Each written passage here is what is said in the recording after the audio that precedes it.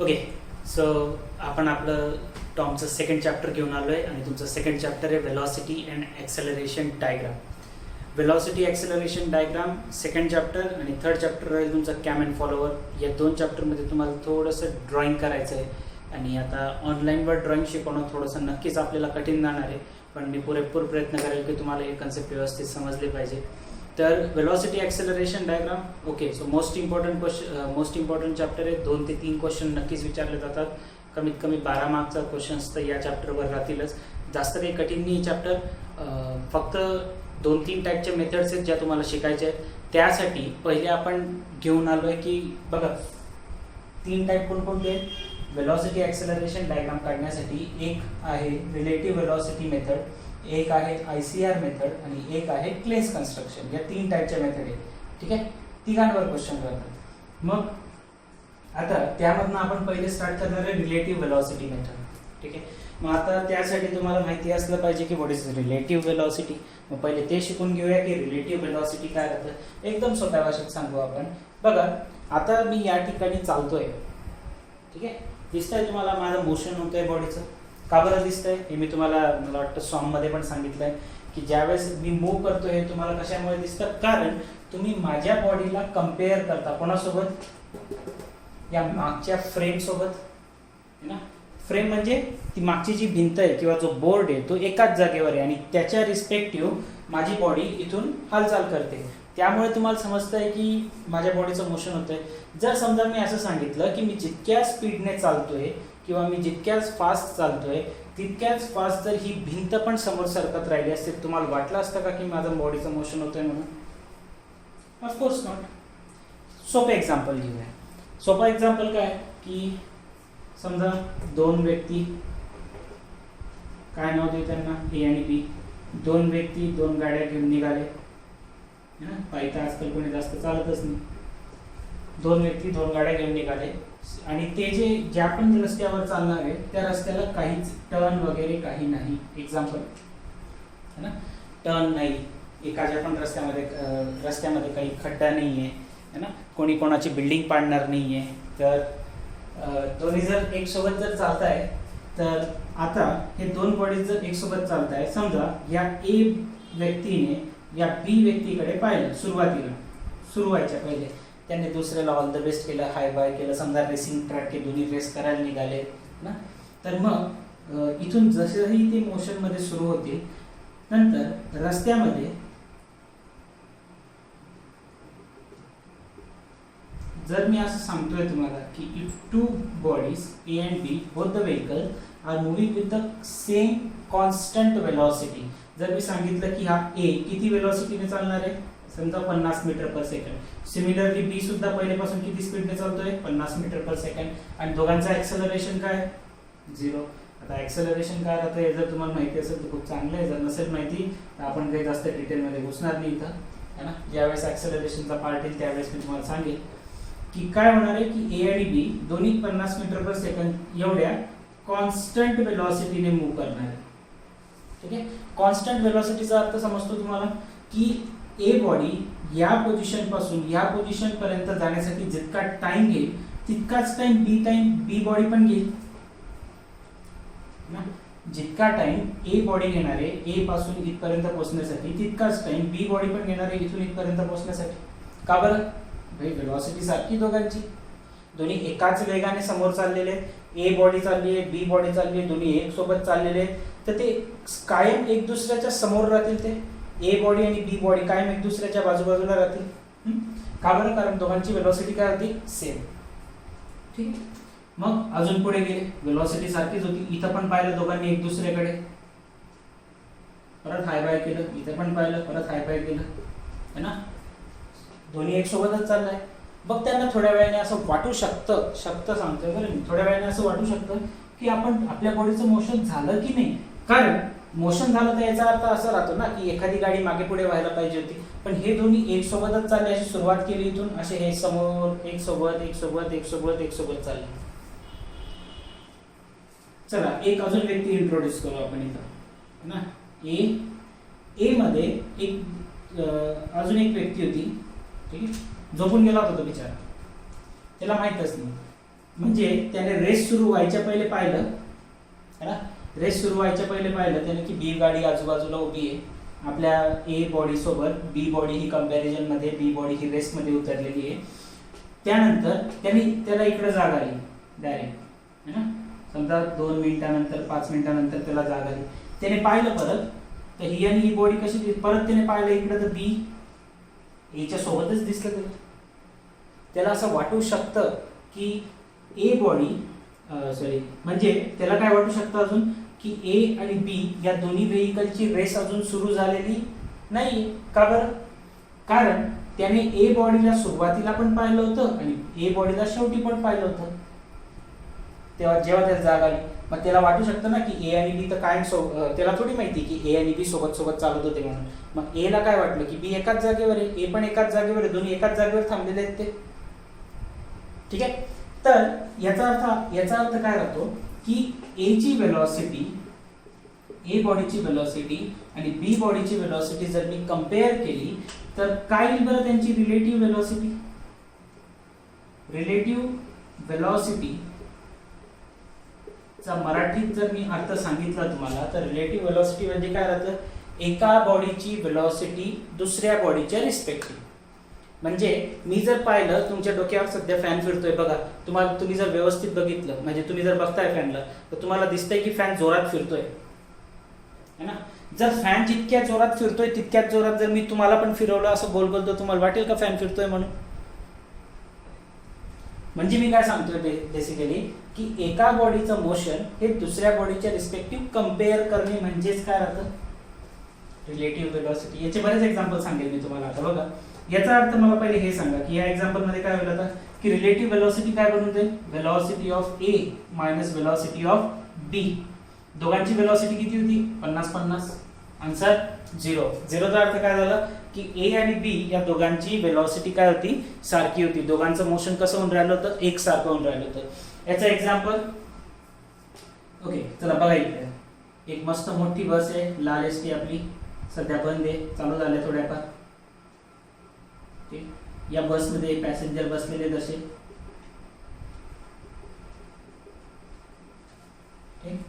पाऊस पडतोय बाहेर थोडासा, कोणाला कविता सुचताय, कोणाला गाणे ऐकायचे, कोणी फोनवर बोलतंय. ठीक ओके, जर हा खाली रस्ता आहे, रस्ता बी तर लागेल ना गाडी चालायला. आपण 3 चाकी बनवलेली आहे आपल्या हिशोबाने, आपण काही बनवू शकतो. तर हा रस्ता आहे. जर मी तुम्हाला सांगितलं की हा समजा XYZ पर्सन आहे, हे एवढे नंबर ऑफ पीपल्स बसलेले, हे समजा निघाले तुमच्या गावाहून, एक एक्झाम्पल म्हणून आपण गावाचं नाव ठेवून घेऊ औरंगाबाद. औरंगाबादहून निघाले, आपल्याकडे मोस्ट ऑफ दी जनता बीडचीच आहे, बीड, परभणी, उस्मानाबाद है ना, सगळे मराठवाड्याचे लोक तुम्ही. तर समजा हे आपण इथं बीड आहे, इमॅजिन. तर इथून इथपर्यंत येऊन गेले, किती बी जितकं किलोमीटर असेल, लेट से किती डिस्टन्स आहे औरंगाबाद बीड, 200 किलोमीटर. तर 200 किलोमीटरचं अंतर कव्हर करून घेतलं. इथली बसलेली व्यक्तीला ही व्यक्ती कायम बाजूलाच दिसली, इथं बसलेल्या व्यक्तीला ही बस कायम एकाच जागेवर. आता जर तुम्ही इमॅजिन करा स्वतःला, तुम्ही जर बसमध्ये बसलेले आहात, तुम्ही बाहेर पाहिलंच नाही, तुम्हाला बाहेरचं दिसत बी नाही, जाणवत बी नाही, फील नाही, तुम्हाला रस्त्याला ब्रेक लागणार नाही, काही नाही, गाडी एकाच स्पीडने चालते, नॅशनल हायवे नंबर 1, 2, 3 जो काही कन्सिडर करायचा करा. रस्त्यावर टर्न नाही, रस्त्यावर स्पीड ब्रेकर नाही, रस्त्यावर खड्डा नाही आहे, रस्त्यावर मध्ये कोणतं कुत्रं येणार नाही आहे, काहीच होणार नाही. सो गाडीचं एकदा ॲक्सेलरेटर दाबलं, त्या एकाच स्पीडने गाडी थेट 200 किलोमीटर सरळ चालणार आहे. तुम्हाला जाणवेल का की तुम्ही मोशन मध्ये आहात म्हणून. तुम्हाला कधी समजतं की तुम्ही मोशन मध्ये, जेव्हा तुम्ही खिडकीच्या बाहेर बघता. कारण खिडकीच्या बाहेरच्या वस्तू तुम्हाला अशा मागे जाताना, झाडं, मामाच्या गावाला जाऊया, पळती झाडे पाहूया, असं झाडं मागे जाताना दिसतात ना तुम्हाला. याचा अर्थ काय समजा, ते मिनिंग समजा याचा. इथं जर तुम्हाला हे झाड दिसतंय आणि हे झाड जर मागे चाललंय, याचा अर्थ काय, झाड मागे पळत नाहीये, तुम्ही समोर चालले. झाड तर एकाच जागेवर आहे, तुम्ही समोर चालले, म्हणजे तुमच्या बॉडीतला काय मोशन आहे, कोणाच्या रिस्पेक्टिव्ह, झाडाच्या रिस्पेक्टिव्ह. ठीक आहे. तर बेसिकली काय केलं जातं, रिलेटिव्ह वेलॉसिटी मध्ये एका बॉडीची वेलॉसिटी ही दुसऱ्या बॉडीच्या रिस्पेक्टिव्ह कंपेअर केली जाते. आता या बसचं एक्झाम्पलला आपण अजून इलॅबोरेट करू बघा. मी जर सांगतोय की ह्या व्यक्तीची व्हेलॉसिटी, रिलेटिव्ह व्हेलॉसिटी बसच्या रिस्पेक्टिव्ह किती आहे, मी काय विचारतोय तुम्हाला, यामध्ये बसलेल्या व्यक्तीची व्हेलॉसिटी बसच्या रिस्पेक्टिव्ह किती आहे, velocity of the human with respect to bus. मला एक गोष्ट सांगा, तुम्ही बसमध्ये बसलेले आहेत, तर तुमच्या बॉडीचं काही मोशन होत असतं का? तुम्ही काही स्वतःहून एफर्ट लावता, मला इथून पुढे पळाय 200 किलोमीटर बसला घेऊन जायचं, तुम्ही काही एफर्ट लावता? नाही. तुम्ही जाऊन बसलेले, बस चालते हे तुम्हाला माहिती आहे का? माहिती आहे. कधी? ज्यावेळेस तुम्ही खिडकीच्या बाहेर पाहिलं. तुम्ही जर बसच्या मध्येच बसलेले आहेत आणि बस जर एकाच जागेवर उभी पण असली आणि बस जर मोशनमध्ये असते, तुम्हाला काय फरक जाणवतो? जर तुम्ही बसच्या मध्ये बसलेले आहात तर तुम्हाला काहीच माहित नाही राहत की काय होतंय म्हणून. कारण बसची जी फ्रेम आहे, बसची जी चौकट आहे मधली, ती तर तशीच आहे. औरंगाबादला बी पाहिलं तर तशीच होती, बीडला जाऊन बी पाहिलं तर तशीच आहे. याचा अर्थ काय की ती जी फ्रेम आहे, फ्रेम म्हणजे काय, जे दिसतं ना त्याला आपण फ्रेम म्हणतो, ती जी फ्रेम आहे ती सारखीच होती तुमच्यासाठी. म्हणजे बस जितक्या, ऐका आता व्यवस्थित, बस जितक्या व्हेलॉसिटीने जात होती, तुमची बॉडी सुद्धा तितक्याच व्हेलॉसिटीने जात होती, कारण तुम्ही बसच्या मध्ये बसलेले आहेत. बस जितक्या व्हेलॉसिटीने जाते तितक्याच व्हेलॉसिटीने तुमची बॉडी पण मूव्ह करते, बरोबर. जर मी सांगितलं की बस 50 किलोमीटर पर आवरच्या स्पीडने चालली, तर तुमची बॉडी सुद्धा किती किलोमीटरच्या स्पीडने चालली आहे? 50 किलोमीटर पर आवरच्या स्पीडने. तर इथं काय म्हणतात परत 50 - 50 0. म्हणजे relative velocity of bus with respect to the person sitting inside the bus काय? 0. आता जर मी याला चेंज करून टाकलं, मी जर तुम्हाला सांगत होतो की 50 किलोमीटर पर आवरचा स्पीड आहे, मग हा 50 किलोमीटर पर आवरचा स्पीड कोणाच्या रिस्पेक्टिव्ह आहे? हा आहे रोडच्या रिस्पेक्टिव्ह. 50 किलोमीटर अंतर एवढं एका तासामध्ये कापलं, पण कोणाचं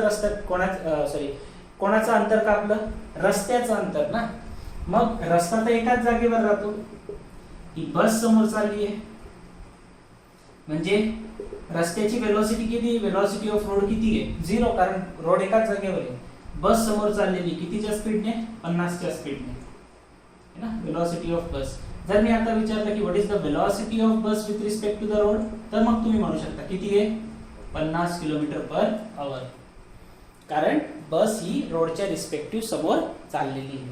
तर तुम्हाला काय समजतं या दोन्ही एक्झाम्पल वरून, की जर दोन्ही बॉडीज एकाच फ्रेम मध्ये राहिल्या तर रिलेटिव्ह व्हेलॉसिटी 0. जर दोन्ही बॉडीज वेगवेगळ्या फ्रेम मध्ये, तर रिलेटिव्ह व्हेलॉसिटी काहीतरी येऊ शकते.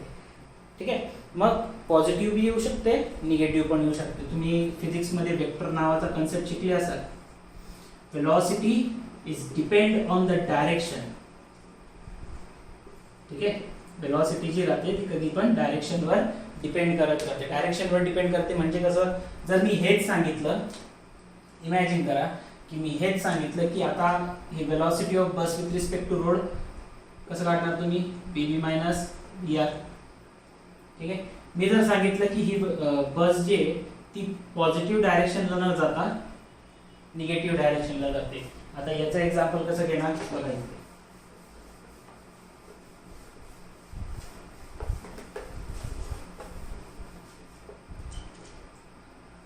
हा तुमचा रस्ता, इथे तुमची बस, हे झालं तुमचं औरंगाबाद, हे आलं तुमचं बीड. ठीक आहे. 50चा स्पीड होता, बीडला पोहोचून गेली. ठीक आहे. इथून इथपर्यंत येऊन गेली. तुमचं बीड, इथून निघाले, परत 50चा स्पीड आहे, हे औरंगाबादला येऊन गेले. ठीक आहे. दोघांमध्ये फरक काय? स्पीड सारखा दाखवला नाही. औरंगाबाद बीड दोन्ही सारखंच, डिस्टन्स बी सारखं आहे. ठीक आहे. जर मी विचारलं what is the relative velocity of the bus with respect to road, velocity of bus with respect to road किती काढणार तुम्ही? 50 किलोमीटर पर आवर. कसं काढलं? Velocity of bus minus velocity of road. Velocity of bus किती आहे? 50 minus velocity of road किती आहे? 0. Road काही मोशन मध्ये नाही. इथं जर मी विचारलं what is the velocity of bus with respect to road, तर काय? -50 किलोमीटर पर आवर. का बरं? मी परत तसंच काढणार, velocity of bus minus velocity of road. Velocity of bus किती आता? -50 आहे. का बरं? डायरेक्शन बदलली. जाताना मी ह्या डायरेक्शनला जात होतो, येताना मी ह्या डायरेक्शनला येतोय. डायरेक्शन बदलली की वेलॉसिटी पॉझिटिव्ह आणि निगेटिव्ह होऊ शकते. असं गरजेचं आहे का मग की ही वेलॉसिटी कायम उजव्या साईडला जाताना पॉझिटिव्ह, डाव्या साईडला येताना निगेटिव्ह पाहिजे? काही गरजेचं नाही. तुम्ही उजव्या साईडला जाताना निगेटिव्ह तर डाव्या साईडला येताना पॉझिटिव्ह पण घेऊ शकतात, किंवा उजव्या साईडला जाताना पॉझिटिव्ह, डाव्या साईडला येताना निगेटिव्ह. तुमची इच्छा, तुम्हाला जसं घ्यायचं तुम्ही तसं कन्सिडर करू शकता. तर इथं वेलॉसिटी काय म्हणजे बसची वेलॉसिटी किती आहे? -50. रोडची परत 0. किती आलं? -50 किलोमीटर. कन्क्लूड करूया कन्सेप्टला. रिलेटिव्ह वेलॉसिटी काय? एक बॉडी जर दुसऱ्या बॉडीच्या रिस्पेक्टिव्ह मोशन मध्ये आहे त्याला तुम्ही म्हणणार रिलेटिव्ह वेलॉसिटी. एका बॉडीची वेलॉसिटी दुसऱ्या बॉडी सोबत रिलेट करणे, संबंधात आणणे रिलेटिव्ह वेलॉसिटी. ठीक आहे. वेलॉसिटी डायरेक्शनवर डिपेंड असणारी क्वांटिटी, कारण असं म्हटलं जातं की velocity is a vector quantity. जर तुम्ही स्केलर वेक्टर शिकले असाल तर तुम्हाला माहिती असेल. तर नसेल शिकले असाल तर सोडून द्या, काही क्रमाचं नाही आपल्यासाठी. आता आहे की आता ते आपण एक्सप्लेन नाही करू शकत एवढं आहे ना. तर वेलॉसिटी वेक्टर क्वांटिटी का म्हटलं जातं? कारण वेलॉसिटी ही डायरेक्शन नुसार बदलते. एक्झाम्पल औरंगाबाद बीड, बीड औरंगाबाद है ना. एक साईडनं गेलं, एक साईडने आलं, काय झालं? जाताना वेलॉसिटी पॉझिटिव्ह, येताना तीच वेलॉसिटी काय बनून जाते? निगेटिव्ह बनून जाते. रिलेटिव्ह मध्ये काय केलं जातं? एका बॉडीची वेलॉसिटी दुसऱ्या बॉडीच्या रिस्पेक्टिव्ह कम्पेअर केली जाते. एक्झाम्पल मध्ये मी तुम्हाला सांगितलं, तुम्ही बसमध्ये बसलेले आहात तर बसच्या रिस्पेक्टिव्ह तुमच्या बॉडीची वेलॉसिटी किती झाली? 0. बसच्या रिस्पेक्टिव्ह तुम्ही जर बसमध्ये बसलेले आहात तर रिस्पेक्टिव्ह वेलॉसिटी किती आहे? 0. कारण बस जितक्या वेलॉसिटीने चाललेली आहे तुमची बॉडी पण तितक्याच वेलॉसिटी मध्ये आहे. जर बस एका जागेवर आहे तर तुम्ही पण एका जागेवर होते. बस मोशन मध्ये तर तुम्ही बी मोशन मध्ये. जर मी विचारलं की what is the velocity of your body with respect to the road, imagine, हे मजेदार कन्सेप्ट आहे एकदम.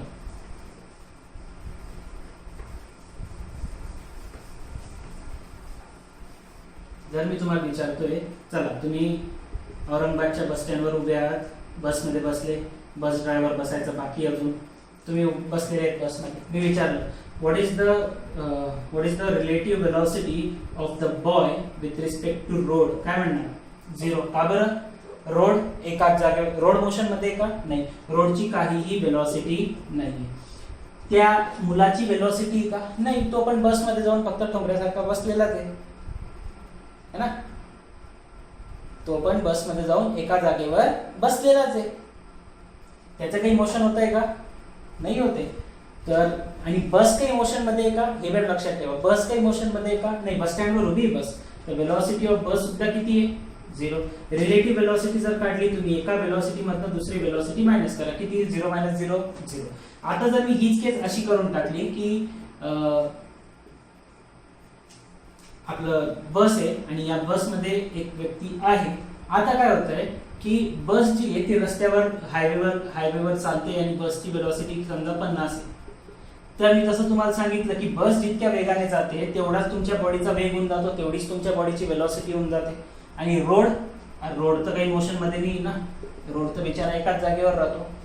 तर velocity with respect to road. आता काय सांगाल? आता जर मी तुम्हाला विचारलं की what is the velocity of the boy with respect to road, तर आता वेलॉसिटी ऑफ बॉय जर विथ रिस्पेक्ट टू रोड काढलं तर VB - VR काय होऊन जाईल? 50 - 0 50 km/h किंवा जे काही युनिट असतं. इथं जर मी विचारलं की what is the velocity of bus with respect to boy, bus with respect to boy, boy आणि बस या दोघांमधली रिलेटिव्ह वेलॉसिटी किती आहे? परत काय सांगाल तुम्ही? 0. कारण बस जितक्या वेगाने चाललेली आहे तेवढाच तो मुलगी त्या मुलाचं स्पीड पण तेवढाच आहे. कारण बस जितक्या जोरात त्याला घेऊन जाईल तो तितक्याच जोरात जाणार आहे. इथं जर मी तुम्हाला विचारलं की what is the velocity of bus with respect to boy, तरी पण काय म्हणणार तुम्ही? 0. कारण बस पण एका जागेवर आहे, तो मुलगा पण एका जागेवर आहे. हा, जर मी असं सांगितलं तर याच्यामध्ये नंबर ऑफ केसेस बनू शकतात. जर मी असं सांगितलं की बस एकाच जागेवर आहे आणि मुलगा मागून समोर ते नाही राहत का, बस निघून जाते, नातेवाईकांना सोडायला आलेले राहतात ते, आणि त्या बसच्या मध्ये ते गप्पा मारायला लागतात. मग त्यांना बसची ज्या वेळेस ते बस रिव्हर्स घ्यायला लागते किंवा रस्त्याला लागून जाते तेव्हा त्यांना आठवतं अरे आपल्याला उतरायचंय. मग ते जोरात ओरडत जातात की अरे कंडक्टर आम्हाला उतरू द्या. मग समजा बस थांबली इमॅजिन की बसची वेलोसिटी काय होऊन गेली, 0, बस थांबून गेली. मग हे मागून पळत पळत पळत पळत येत आहे. आता जर मी विचारलं की what is the velocity of bus with respect to boy, आता काहीतरी वेलोसिटी राहील ना, कारण तो मुलगा बस मध्ये हालचाल करतो आहे. बस एकाच जागेवर आहे, मुलगा हलतोय है ना. Tremendous cases. मी असं मी सांगू शकतो बस मागे चाललेली आहे, तुम्ही समोर चाललेले, डायरेक्शन बदलले. असे नंबर ऑफ केसेस तयार होऊ शकतात रिलेटिव्ह वेलोसिटी मध्ये. सो एकदम सोप्या भाषेत रिलेटिव्ह वेलोसिटी आहे काय, तर रिलेटिव्ह वेलोसिटी हा एक असा कन्सेप्ट आहे ज्यामध्ये दोन बॉडीजच्या वेलोसिटी एक दुसऱ्यासोबत रिलेट केल्या जातात, एक दुसऱ्यासोबत कंपेअर केल्या जातात. तुम्ही एका जागेवर थांबा. आता एक एकदम मस्त एक्झाम्पल सांगू तुम्हाला. तुम्हाला सगळ्यांना माहिती आहे की पृथ्वी स्वतःभोवती फिरता फिरता सूर्याभोवती फिरते, बरोबर. मग तुम्हाला तर कधी जाणवलं नाही की पृथ्वी फिरते म्हणून. आता तुमच्यामधले काही राहतीलच हुशारजण, ते म्हणतील सर ग्रॅव्हिटेशनल फोर्स. अरे हो, पण तुम्हाला का नाही जाणवलं की पृथ्वी गोल फिरते म्हणून. ग्रॅव्हिटेशन फोर्सने तुम्हाला एका जागेवर थांबवून ठेवलेलं आहे, पृथ्वीसोबत जोडून ठेवलेलं आहे. पण ती पृथ्वी फिरते हे का बरं तुम्हाला जाणवत नाही, कारण पृथ्वी जेवढ्या वेगाने फिरते तेवढ्या वेगाने तुमची बॉडी पण फिरते. जर असं नसतं झालं तर काय झालं असतं, एक मजेदार कन्सेप्ट सांगतो बघा.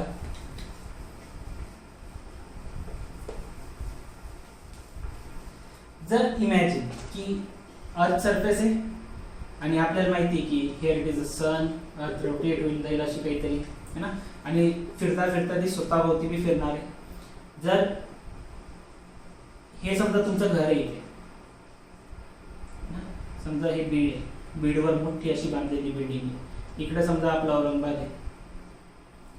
जर मी 3 तासानंतर 4 तासानंतर पाहिलं ना, तर हीच पृथ्वीचं औरंगाबाद इकडं फिरून गेलेलं राहतं, हेच बीड इथं कुठेतरी येऊन गेलेलं राहतं, बरोबर आहे. कारण पृथ्वी फिरते, पृथ्वी फिरते तर तुमचं घर पण फिरतंय, त्याच्यासोबत घरासोबत तुम्ही बी फिरताय, सोबत कोरोनाचा व्हायरस बी फिरतोय, सगळे फिरताय. जर असं नसतं झालं तर, काय झालं असतं, समजा तुम्ही बीडहून निघाले है ना बसने कुठं औरंगाबादला यायला, ती बस अशी यायचा प्रयत्न करत होती, ती गेली पृथ्वी फिरून, पृथ्वी फिरली म्हणून काय झालं, तुम्ही मग काय झालं असतं. एक याच्यापेक्षा चांगलं एक एक्झाम्पल घे. समजा तुम्ही घरातून निघाले, चला येऊ ग्राउंडवर चक्कर मारू है ना.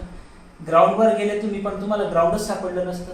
काल तर साला इथंच ग्राउंड होता, आज कुठेतरी वेगळ्याच ठिकाणी राहील, कारण पृथ्वी फिरून गेली. तुम्ही फिरले का नाही, पृथ्वी फिरून गेली, पृथ्वीचा सरफेस फिरून गेला.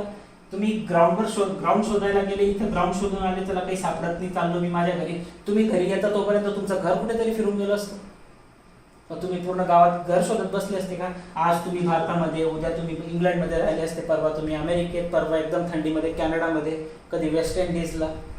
होऊ शकलं असतं ना असं कधी, when there will be a no relative velocity between the body on the surface of the earth and the earth surface. पण असं नाहीये. ग्रॅव्हिटेशनचा जो फोर्स आहे, ग्रॅव्हिटेशनचा फोर्स आपल्याला पृथ्वीच्या सरफेस सोबत जोडून ठेवतो, आणि पृथ्वी जी आहे ती ग्रॅव्हिटेशनमुळे डायरेक्ट, म्हणजे पृथ्वी ज्यावेळेस फिरते त्यावेळेस ती पूर्ण सगळ्या त्याच्यावरचा जेवढा पण सरफेस आहे ते सगळं घेऊन फिरत असते. म्हणून आपल्याला आजपर्यंत कधीच असं जाणवत नाही की पृथ्वी ही गोल फिरते. ऍक्च्युली पृथ्वी गोल फिरते, आणि फिरता फिरता ती आपल्याला पण घेऊन फिरते. मग जर मी विचारलं की what is the relative velocity of the earth with respect to the yourself, with respect to human, with respect to building, with respect to anything, काय म्हणणार. with respect to human म्हणून घेऊ, काय म्हणता 0. का बर, पृथ्वीच्या रोटेशनचा जेवढा स्पीड आहे तेवढाच स्पीड कोणाचा आहे, आपला पण आहे, आपण बी तेवढ्याच जोरात फिरतोय. ठीक आहे, हा कन्सेप्ट आहे रिलेटिव्ह वेलोसिटीचा. काय केलं आपण, पृथ्वीची वेलोसिटी आपल्या बॉडीच्या वेलोसिटी सोबत कम्पेअर केली. ठीक आहे, कारण तुम्ही आता घरात होते, एका जागेवर आहे, तुम्ही गाडीवर बसले, निघाले. आता जर मी विचारलं की what is the relative velocity of the earth with respect to the person on the bike, आता 0 होईल का.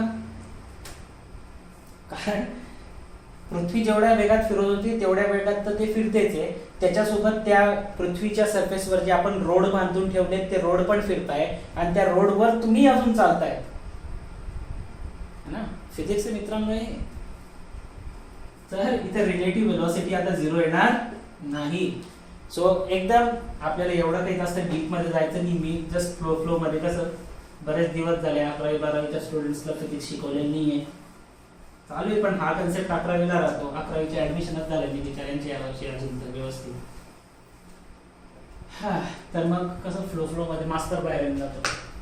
तर आपल्याला एवढं काही काम नाही राहत. आपल्याला फक्त दोन बॉडीजचे वेलॉसिटीज कम्पेअर करायचे आहेत, ज्याच्यामध्ये एका बॉडीची वेलॉसिटी दुसऱ्या बॉडीच्या रिस्पेक्टिव्ह कम्पेअर करणार आहे. तर तुम्ही एकदम सोपं एक्झाम्पल राहता आपल्याला, जसं मी तुम्हाला सुरुवातीचं बसवाला एक्झाम्पल सांगितलं ना ते. ओके, सो रिलेटिव्ह वेलोसिटी मध्ये काय करणार, if there is a body A, there is one body B, and if they are moving along the straight line and if they are moving with the same velocity, समजा असा imagine करा same वेलोसिटीने आता आपण different velocity consider करून घेऊ की दोघांना ही बॉडी मूव्ह होते विथ द वेलोसिटी VA, ही बॉडी मूव्ह होते with the velocity VB. Let consider that the velocity of A is greater than the velocity of B. म्हणजे A चा स्पीड जास्त आहे, कोणाच्या रिस्पेक्टिव्ह, दोन्ही सोबतच आहे, पण A चा स्पीड जास्त आहे, B चा स्पीड कमी आहे. दोघांना सारखा वेळ भेटला, एका मिनिटात एक सुरुवातीला झालं, आपण म्हटलं on your mark get set go, go म्हटलं की दोन्ही निघाले एक सोबत, पण A ची वेलोसिटी जास्त होती, हे समोर चालला गेला. A हुसेन बोल्ट निघाला, जोरात पळाला, B हळूहळू पळेल. एका मिनिटानंतर दोघांनी जे डिस्टन्स कव्हर केलं ते सारखं राहील का? नाही. A जोरात पळाला होता तर A ने जास्त अंतर कव्हर केलं, B ने कमी अंतर कव्हर केलं, पण दोघांची जी सुरुवात झाली होती ती एकाच पॉइंट पासून झाली होती. लेट्स से कोणत्या पॉइंट पासून सुरू झाली, O पॉइंट पासून. O पॉइंट पासून तर A पॉइंट पर्यंत हा पळाला, O पॉइंट पासून तर B पॉइंट पर्यंत हा पळाला, है ना. A ने किती अंतर कव्हर केलं, OA. B ने किती अंतर कव्हर केलं, OB. A ची वेलोसिटी किती होती, VA. B ची वेलोसिटी किती आहे, VB. यालाच नोटेशन मध्ये कसं लिहिलं जातं, जर मी विचारलं तुम्हाला आता की what is the relative velocity of A with respect to B, एवढं सांगितल्यानंतर सुद्धा पोरांना कन्फ्युजन होईल. आणि याच्यात काही म्हणजे वाईट वाटण्यासारखी गोष्ट नाही की आपल्याला कन्फ्युजन होतोय म्हणून. ही एकदम कॉमन गोष्ट आहे की या कन्सेप्ट मध्ये बऱ्याच मुलांना कन्फ्युजन होत असतं. सिंपल कन्सेप्ट, सिंपल काय करायचं, मग ज्या बॉडीची रिलेटिव्ह वेलोसिटी विचारली त्या दोघांपैकी एखाद्यामध्ये स्वतःला बसून घ्या. आता इथं दिसतंय बघा, रिलेटिव्ह वेलोसिटी कोणाची विचारली आहे, A ची. कोणाच्या रिस्पेक्टिव्ह, B च्या ना. A ची विचारली ना, जा स्वतःला A मध्ये बसून घ्या. A मध्ये तुम्ही बसले, B मध्ये तुमचा मित्र बसलेला आहे, मित्र मैत्रीण जे बी कन्सिडर करायचं असेल, है ना. A जोरात चालला गेला, काय दिसेल तुम्हाला, लगेच इमॅजिन करा, स्वतःचं डोकं आणा, दोन बॉडी एक सोबत निघाल्या, दोन गाड्यांवर तुम्ही होते, एकाकडे पल्सर 220 आहे, एखाद्याची जी फेवरेट बाईक असेल ती कन्सिडर करून घ्या, एक वाल्याकडे KTM आहे, है ना. कोण पुढे पडेल, A वाला KTM वाला आहे समजा, ही पल्सर आहे, दोन्ही गाड्या जोरात आहे, पण KTM जोरात निघाली, निघून गेली समोर, B तेवढी जोरात नाही गेली. काय दिसलं असतं तुम्हाला गाडीवरून, की तुम्ही जे गाडीवर बसलेले A मध्ये ती गाडी जोरात चालली आणि B काय करतोय, निघाले तर सोबतच होते पण हळू B मागे राहून चाललाय, A समोर चाललाय, चालले दोन्ही सोबतच आहे, पण A पुढे चालला गेला, B मागे राहून गेला. दिसलं असतं ना असं. म्हणजे तुमची वेलोसिटी B पेक्षा काय जास्त आहे. जर मी माझी वेलोसिटी B च्या रिस्पेक्टिव्ह कम्पेअर करतोय, मी माझी वेलोसिटी B च्या रिस्पेक्टिव्ह कम्पेअर करतोय, नंबर्स मध्ये सांगतो बघा, की जर मी सांगितलं की तुमची जी KTM ची बाईक होती, तिचं समजा तिचा स्पीड कितीचा होता, 50 चा होता, आणि B ची जी वेलोसिटी होती ती 30 ची होती, तुम्हाला काय दिसेल, की तुम्ही तर त्या बाईकवर किंवा गाडीवर आहेत ना. आता जर मी विचारलं की what is the relative velocity of your body with respect to that vehicle, तर 0, तर तुम्ही त्याच्यावरच बसलेले आहेत.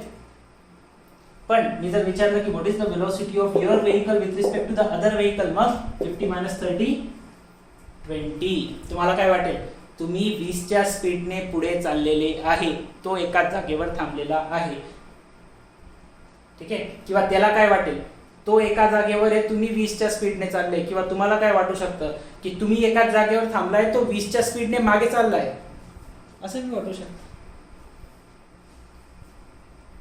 मल्टिपल ऑप्शन्स क्रिएट होऊ शकतात. तर मी काय सांगितलं की ज्या आता याला न्यूमेरिकल्स मध्ये किंवा फॉर्म्युलेमध्ये कसं आणायचं, relative velocity of A with respect to B काढायचं, एकदम सोप्या भाषेत सांगतो बघा. वेलोसिटी कोणाची काढायची आहे, A ची, कोणाच्या रिस्पेक्टिव्ह, B च्या. ज्याची काढायची ना त्याला समोर लिहायचं, ज्याच्या रिस्पेक्टिव्ह काढायची त्याला नंतर लिहायचं. Velocity of A with respect to B, याला वास्तव बी असं, velocity of A with respect to B. Formula काय बनतो, पहिल्यातनं दुसऱ्याची वेलोसिटी मायनस करायची, that is VA minus VB. पहिल्यातनं दुसऱ्याची वेलोसिटी मायनस करायची, VA minus VB. So relative velocity of A with respect to B is equal to काय म्हणते, VA मायनस VB. जर मी तुम्हाला नंबर्स दिले तसं इथं काय करत होते, ए ची वेलोसिटी 50, बी ची वेलोसिटी 30, काय असते इथं आन्सर 20. याला आहे ना लिहिलं पण जातं, याला ड्रॉ पण केलं जातं ग्राफिकली. ग्राफिकली कसं करतात बघा, एक पॉइंट येऊन जाईल तुमचा रॅन्डम ओ, स्ट्रेट लाईन मोशन आहे म्हटल्यावर स्ट्रेट लाईन ड्रॉ करा. इथं नाव देऊन टाकायचं स्मॉल ए, स्मॉल लेटर मध्ये द्यावं लागतं बरं. दुसरा सिमिलर एक पॉइंट ड्रॉ करून घ्यायचा ओ, तिथं दोघांची सुरुवात सारखीच झाली. अजून एक पॉइंट होता तुमचा, दुसरा मोशन होतं त्याचं पण कुठपर्यंत येईल, बी पर्यंत. बी पर्यंत याचं मोशन झालं, ए पर्यंत याचं मोशन झालं, एवढा डिफरन्स राहून गेला दोघांमध्ये. पण टाइम तर दोघांना सारखा दिला होता. इथं वेलोसिटी होती VB, इथं वेलोसिटी होती VA. जसं मी इथं लिहिलं ना velocity of A with respect to B, जर नंबर्स दिलेले राहिले व्यवस्थित ऐका, जर तुम्हाला वेलोसिटी ऑफ ए आणि वेलोसिटी ऑफ बी च्या व्हॅल्यूज दिलेले राहिले, नंबर्स दिलेले राहिले, तुम्ही या फॉर्म्युलाने काढू शकतात. जर नाही दिलेले राहिले, मग जर तुम्हाला सांगितलं की represent that velocity in a vector form, so here is a vector. हे कशा कोणत्या फॉर्म मध्ये रिप्रेझेंट करतोय आपण, वेक्टर फॉर्म मध्ये. ऑलवेज रिमेंबर दॅट की वेलोसिटी बॉडीची ज्या डायरेक्शन मध्ये वेलोसिटी आहे, ज्या डायरेक्शन मध्ये बॉडीचं मोशन होत आहे त्या डायरेक्शनवर तसंच सिमिलर लाईन, पॅरलल लाईन तुम्हाला ड्रॉ करायची राहते. ही स्ट्रेट लाईन होती म्हणून ही पण काय ड्रॉ केली मी, स्ट्रेट लाईन. ही स्ट्रेट लाईन आहे म्हणून ही पण काय ड्रॉ केली, स्ट्रेट लाईन ड्रॉ केली विथ द प्रॉपर स्केल. जर मी सांगितलं तुम्हाला की हे अंतर किती होतं, अजून जास्त होतं, मला वाटतं पहिल्याच लेक्चरला एवढं पटापट सांगितलेलं, पण तरी मी सांगूनच देतो आता फ्लो मध्ये की O टू A समजा 50 मीटर अंतर कव्हर केलं, मग काय तुम्ही 50 मीटर वहीवर ड्रॉ करणार आहे का, नाही. ग्राफ काढलेत तुम्ही स्कूल लाईफ मध्ये तुमच्या, पहिले पण आता काढलेच असतील तुम्ही, मेकॅनिक्स मध्ये काढले आपण ग्राफ. तर आपण कधी पण काय घेतो मग, स्केल. स्केल घेऊन तिथं तुम्हाला हे ड्रॉ करावं लागतं. स्केल काय घेणार, let's say 10 metre is equal to 1 centimetre घेतली मी स्केल. तर मग काय होईल, 50 मीटर साठी किती येईल, ही लाईन किती येईल 5 सेंटीमीटर. समजा हे डिस्टन्स किती कव्हर केलं 30 मीटर, तर ही कितीची लाईन येईल 3 सेंटीमीटर. ड्रॉ करून दाखवली वेक्टर फॉर्म मध्ये रिप्रेझेंटेशन. मग तुम्हाला सांगितलं represent the velocity of A with respect to B, relative velocity of A with respect to B. काय काढायचंय, वेलोसिटी ऑफ ए काढायचंय, कोणाच्या रिस्पेक्टिव्ह, बी च्या. पण असं तर तुम्ही याच्यासाठी लिहिलं होतं. वेक्टर फॉर्म मध्ये कसं लिहितात, velocity of A with respect to B is equal to काय लिहिलं जातं, VA bar minus VB bar. त्याला बार वाचलं जातं. VAB bar is equal to VA bar minus VB bar. ज्याला या फॉर्म मध्ये जर लिहायचं असेल OA OB च्या फॉर्म मध्ये, तर कसं लिहायचं बघा इकडे. मी काय सांगतोय, A ची वेलोसिटी कोणाच्या रिस्पेक्टिव्ह, B च्या. ज्यावेळेस पण तुम्ही OA OB स्मॉल लेटरच्या फॉर्म मध्ये लिहाल, याला उलट फिरवायचं. इथं काय जातं, BA. BA चा अर्थ काय, velocity of A with respect to B. याचा अर्थ काय, velocity of A with respect to B. हे नोट करून ठेवायचं बरं नोटबुक मध्ये तुमच्या, कसं वाचायचंय काय वाचायचंय ते मी लिहून देते, तुम्ही लक्षात ठेवायचं. नोटबुक मध्ये साईडला लिहून घ्या की this represent velocity of A with respect to B, like that ना. So velocity of A with respect to B is equal to काय लिहिणार, इथं ए ची वेलोसिटी कोणामधून मायनस करायची, बी च्या. कोण जास्त आहे, ए ची वेलोसिटी कोण रिप्रेझेंट करताय, OA, म्हणून OA बार मायनस बी ची वेलोसिटी कोण रिप्रेझेंट करताय, OB बार. याला जर मी उलट फिरवून दिलं तर, जर मी तुम्हाला विचारलं की what is the velocity of B with respect to A, तर काय करणार, VB bar minus VA bar. ठीक आहे. आणि इथं मी जसं सांगितलं तुम्हाला, जसं याच्यामध्ये लिहिलेलं फक्त फिरवून टाकायचं स्मॉल लेटर्स मध्ये लिहिताना ना. वेक्टर ज्यावेळेस तुम्ही ग्राफिकल मेथड मध्ये लिहिताय त्यावेळेस फिरवून टाकायचं, वेक्टर मध्येच राहतं ते पण. सो BA तर काय लिहिणार, AB small AB is equal to VB ला कोण रिप्रेझेंट करतोय, OB, तो OB bar minus OA. So this is how you can write the velocities in a vector form. सो हा तुमचा पहिला कन्सेप्ट झाला रिलेटिव्ह वेलोसिटीचा. हे लिहून ठेवायचं, याची डेफिनेशन, आणि याच्यामध्ये अजून एक कंडिशन आहे इन्क्लाइंडची, सांगून देऊ का ती बी? चला आज कन्सेप्ट सांगून देतो, नेक्स्ट लेक्चरमध्ये मी लिहून देईल. हे फॉर्म्युले वगैरे लिहून ठेवा आणि थोडीशी 2-3 लाईन सोडून द्यायच्या किंवा आजूबाजूला आपण डेफिनेशन ऍडजस्ट करून घेऊ. असं बी डेफिनेशन कोण विचारतंय तुम्हाला या चॅप्टरमध्ये. जर मी तुम्हाला सांगितलं की हीच वेलॉसिटी, ही एक बॉडी आहे किंवा एक गाडी आहे, समजा ही गाडी इथून निघाली वेलॉसिटी VA ने, आणि एक गाडी इथूनच निघाली याच O पॉइंट वरून, पण ती निघाली आता या डायरेक्शनला. दोन्ही पॅरलल आहे का? पॅरलल आहेत का हे दोन्ही डायरेक्शन, किंवा दोघी व्हेकलची वेलॉसिटीची डायरेक्शन पॅरलल आहे? नाही. एक स्ट्रेट लाईन मध्ये तर एक इन्क्लाइंड लाईन मध्ये, म्हणजे दोन्ही एक दुसऱ्याला इन्क्लिनेशन मध्ये असं म्हणू शकतो ना आपण. दोन्ही एक दुसऱ्यासोबत इन्क्लिनेशन मध्ये. ठीक आहे. तर मग अशा केसेस मध्ये काय केलं जातं, तुम्ही शिकले असाल फिजिक्स मध्ये first year, triangle law of vector addition use केला जातो. जर तो पण नाही जमला म्हणजे ते डिपेंड करतं कंडिशनवर, तर मग पॅरलेलोग्रामचा लॉ लावला जातो. Parallelogram law of vector addition, हे 2 लॉज यूज केले जातात अशा टाइपच्या वेक्टर्सला जोडण्यासाठी. मग VA आणि VB या दोन्ही वेक्टरचा रिझल्टंट बनतो हा VBA. हा तुमचा काय होता, this is O, this one is A, this one is B, आणि हे बनलं तुमचं VBA. असं जर घेतलं तर VAB.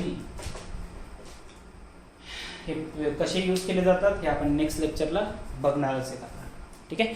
सो हे फॉर्म्युले वगैरे लिहून ठेवायचे. नेक्स्ट लेक्चरला आपण डेफिनेशन्स आणि याचा नेक्स्ट पार्ट कंटिन्यू करणार आहोत.